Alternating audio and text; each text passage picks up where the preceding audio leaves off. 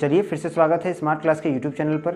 देखिए आज के टॉपिक में हम लोग बात करेंगे वैदिक काल के बारे में। जैसे पहले के वीडियो में आपको वैदिक काल के कुछ ऐसे प्रमाण मिले जिससे यह पता चला कि वैदिक काल में क्या क्या हो रहा था और किस प्रकार से यहाँ ऋषि मुनियों ने ज्ञान देने का काम किया था और किस तरह से वैदिक काल की इस सभ्यता में आर्यों और साथ ही साथ बोल सकते हैं आप कि हमारी ऐसी 4 वेदों का उत्सर्जन हुआ था जिसमें ऋग्वेद बहुत महत्वपूर्ण था।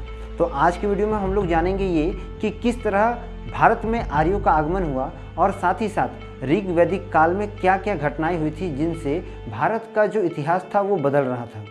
तो देखिए सबसे पहले हम लोग बात करते हैं आर्यों के बारे में। देखिए 1500 ईसा पूर्व आर्य जो थे वो भारत में प्रवेश कर चुके थे। ऐसा माना जाता है इतिहासकारों द्वारा कि आर्य जो थे वो अल्पस पर्वत के पूर्वी क्षेत्र के यूरेशिया नामक स्थान से भारत आए थे।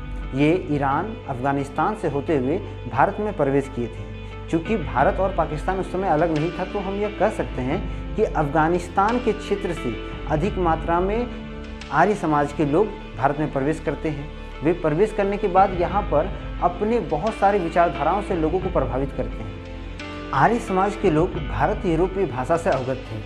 इतिहासकारों द्वारा यह मानना है कि आर्य समाज के लोगों ने ही घोड़े, कुत्ते और कई पशुओं के नामकरण किए थे जो भारत और यूरोप में बिल्कुल एक जैसे मिलते हैं। साथ ही साथ देवदार, मैपल और कई तरह के पौधों का भी नाम जो था वो आर्य समाज के द्वारा दिया गया एक देन है।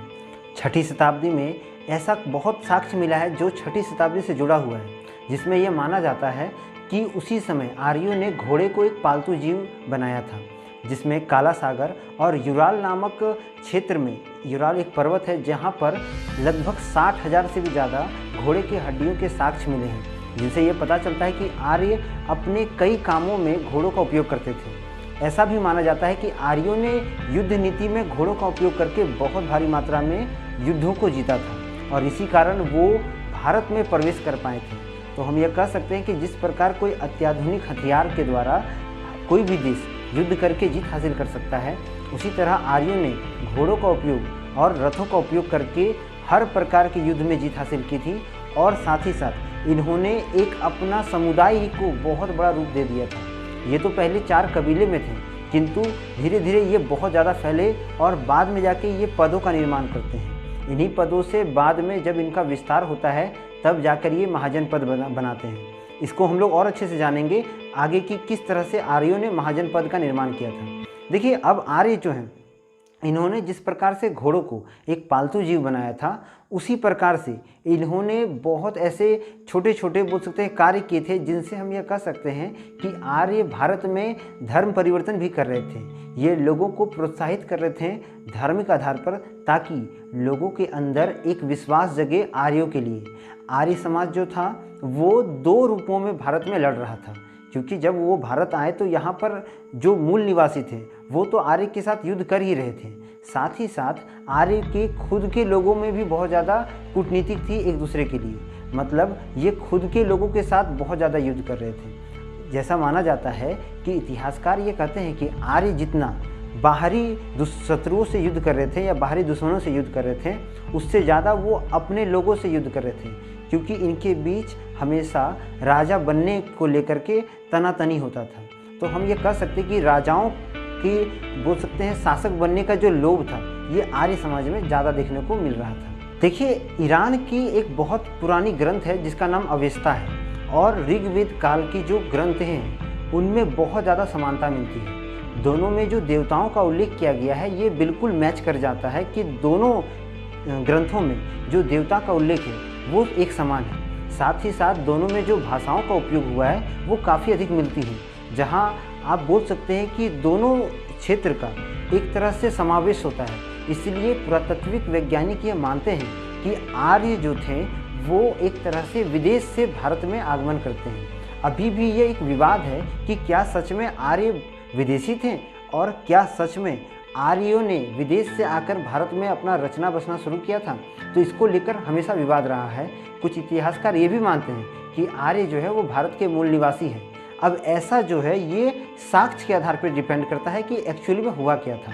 तो हम कह सकते हैं कि आर्यों के जो साक्ष्य ईरान के अवेस्ता नामक ग्रंथ में मिला है, वही साक्ष्य हमारे यहाँ के ऋग्वैदिक काल के पुस्तक में मिलता है। अब देखिए, आर्य और जो यहाँ के साम्राज्य के जो जितने भी राजा थे उनके बीच की कुछ और समानताएं मैं आपको बताता हूँ कि एक और साक्ष्य मिलता है इराक में एक ऐसा अभिलेख मिला है जो 2200 ईसा पूर्व में बना है, और इस अभिलेख में भारत और यूरोप से जुड़ी बहुत सारी बातें लिखी गई है, जिससे यह पता चलता है कि आर्य समाज जो है वो एक्चुअली में किस तरह से भारत में प्रवेश किया था। तो कई ऐसे साक्ष्य जो ये क्लियरेंस देते हैं, या बोल सकते हैं जो ये साफ कर देते हैं कि आर्य समाज जो है वो एक तरह से विदेशी यात्री थे और उन्होंने भारत में अपना कदम रखा था। देखिए, जब आर्य भारत आए तो इन्होंने अफगानिस्तान, पाकिस्तान, पंजाब तथा हरियाणा में अपनी शरण ली, और यहाँ पर वो इसलिए बसे थे क्योंकि इन क्षेत्रों में उस समय नदियाँ पर्याप्त मात्रा में थी, और एक नदी जिसका नाम सप्त सिंधु है, जहाँ पर 7 नदियों का मिलन हुआ है। कहा जाता है कि आर्यों ने इस क्षेत्र में सबसे पहले अपने आप को बसाया था, और यही क्षेत्र से उन्होंने विकास करना शुरू किया था। ऋग्वैदिक काल के कई कब्रों से कांसे के कटोरे, कुल्हाड़ी और बर्छे जैसे बहुत सारे हथियार मिले हैं तथा बहुत सारे बर्तन भी मिले हैं, जिनसे यह साक्ष्य मिलता है कि आर्य लोग जो थे वे कांसों से परिचित थे, साथ ही साथ वे ऐसे हथियार बनाते थे जो धातुओं से निर्मित होते थे। तो इससे यह साक्ष्य मिलता है कि आर्य जो थे ये पूरी तरह प्रमाणित था कि आर्य अपने युद्धों में धातुओं से बने वस्तुओं तथा अपने दिनचर्या कार्यों में भी ऐसे बर्तनों का उपयोग करते थे जो धातु के बने होते थे। देखिए, आर्य समाज में, या बोल सकते हैं कि जब आर्य की संस्कृति चल रही थी तो उस समय में भी सिंधु नदी को सबसे मुख्य नदी माना गया था।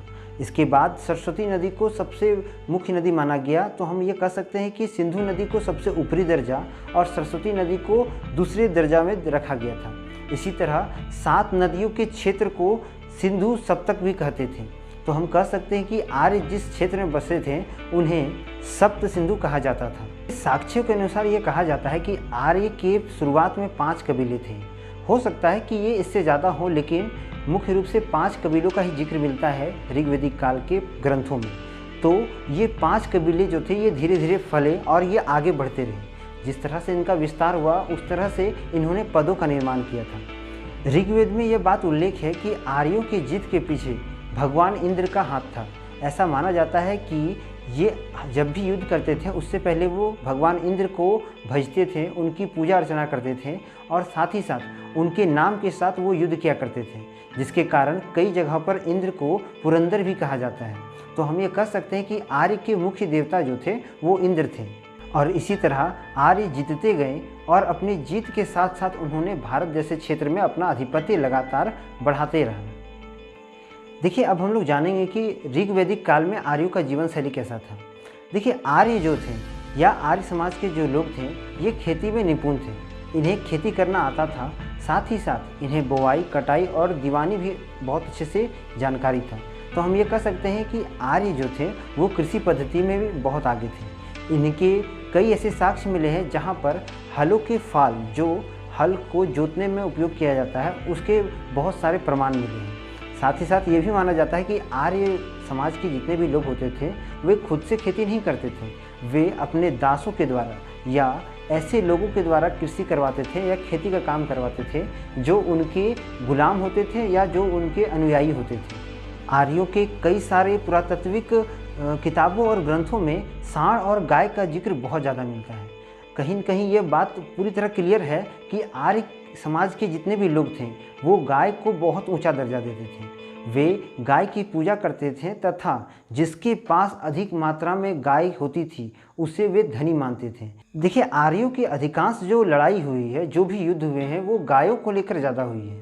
तो कहीं न कहीं ये भी क्लियर है कि आर्य जो थे वो गाय को अपना सबसे बड़ा धन मानते थे।